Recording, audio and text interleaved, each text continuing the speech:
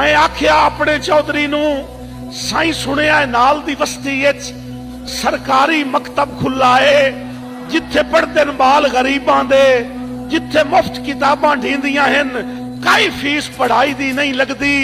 मैं सुनिया इल्म खजाना है, ए इल्म चानन अखियां दा 7 पीढ़ियां मेरियां हड्डियां हन।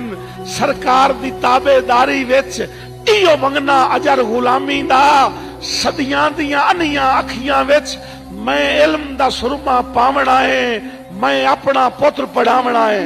अगू दड़क के चौधरी याद आए, कुछ सोच समझ के बोलिया कर, तेरा पुत्र स्कूले जासी ता एनू वेख के पिंड दियां लोकां नू रीसम सी बाल पढ़ावन दी। जे रसम पढ़ाई दी चल पई तां जेड़ा नू डर आई, जे रसम पढ़ाई दी चल पई तां मेरे बख्त दा सूरज ढल जासी। मेरे माल दे पट्ठे काहे करने और मेरे कौन नवई सी कुत्तियां नू, मैनू हुक्का कौन बखा दे सी। मेरे बाल शिकार तू अटसण ता लड़ कौन मरे सी गड्डी ते। ओदे सुन के बोल हकारत दे, चुप करके घर नू रलक पियम। रे अवस्था सामण अखियां दा सारी रात सुचेंदियां गुजर गई। मेरा पुत्र नाजुक फुल्लां तू नहीं अग रख सकदा डफे थे, नहीं गरम हवेजा चा सकदा। इया सोच सुचेंदियां आंख लग गई।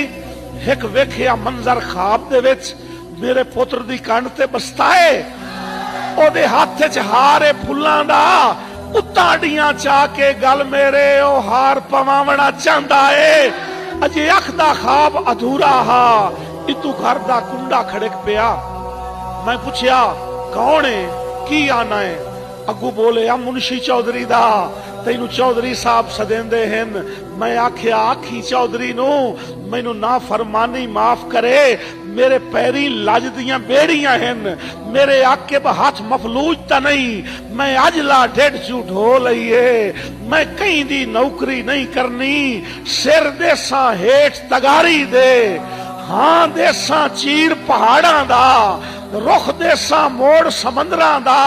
और वंज आखी अपने चौधरी नू सिखे अटकल आप बखावन दी, या हुक्का पीवना छड़ देवे। सदियां दियां अनियां अखियां विच मैं इल्म दा सुरमा पावना है। मैं अजला ढेड चू ढो लईए, मैं अपना पुत्र पढ़ावना है।